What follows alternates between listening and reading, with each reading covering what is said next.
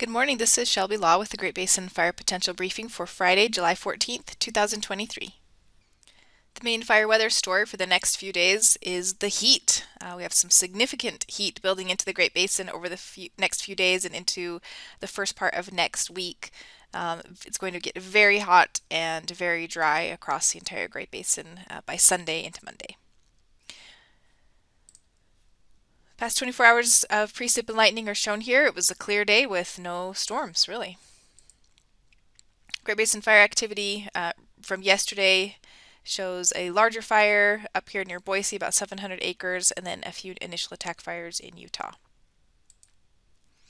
Precip for the past 14 days shows a pretty dry trend across the entire Great Basin, really just showing this very isolated storms over northern Nevada and northern Utah, otherwise dry so far this month. ERCs for a couple of zones are shown here. Over southwest Idaho, we can see those values have been on a significant rise for the past couple of weeks. The values are above normal for the time of year, still below the historical maximums, but definitely rising, and we expect those values to continue to rise with the hot, dry weather coming this weekend. Same story for the Uinta Basin here. Those values are quite a bit above normal, getting close to the 90th percentile. And continued hot, dry conditions are expected to cause an increase in the fire danger values through the first part of next week.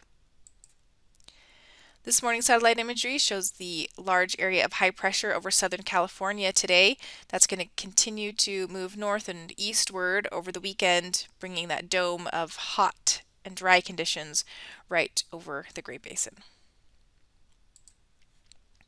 So for today, the heat is going to be concentrated over the south and west.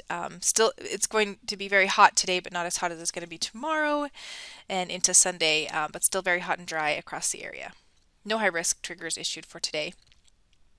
Do still have some lingering gusty winds over northeast Utah on the backside of that high pressure.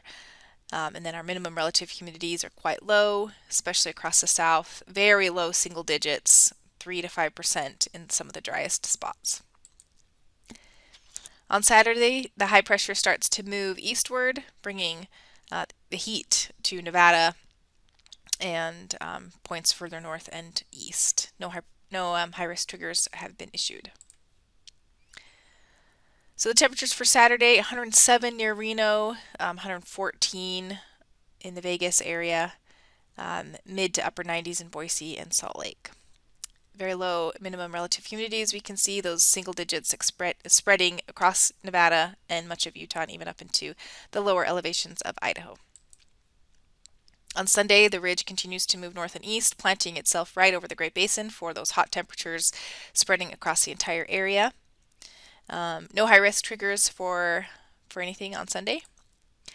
But look at all those temperatures over 100 degrees. Boise 105, Salt Lake 102, all of Nevada pretty much is going to be over 100 degrees, at least across the lower elevations. So a very hot day area-wide on Sunday, near records, of course. We do begin to see a little bit of moisture moving into the Great Basin. On Sunday, we have a chance of very isolated thunderstorms along and just south of the Sierra Front. We'll see more thunderstorms on Monday, but for Sunday it looks like this is just the very small area. We could see some isolated thunderstorm activity. Otherwise, hot and dry everywhere. 3-day precip totals not showing anything for pretty much the entire western U.S. As we make our way into Monday, the high pressure ridge continues to move eastward. So still a very hot day across the area, but we do see a low pressure system moving into the Pacific Northwest, which helps to draw up some moisture from this, wrapping around that high pressure into northern Nevada, parts of Idaho, and maybe clipping northwest Utah. We're keeping an eye on this moisture for Monday. We may put out some high risk triggers for this little band. Definitely, these storms will be a mix of wet and dry as they move through on Monday and into Tuesday. So we'll be keeping a close eye on that. Don't be surprised if we put out some high risk triggers for lightning on Monday.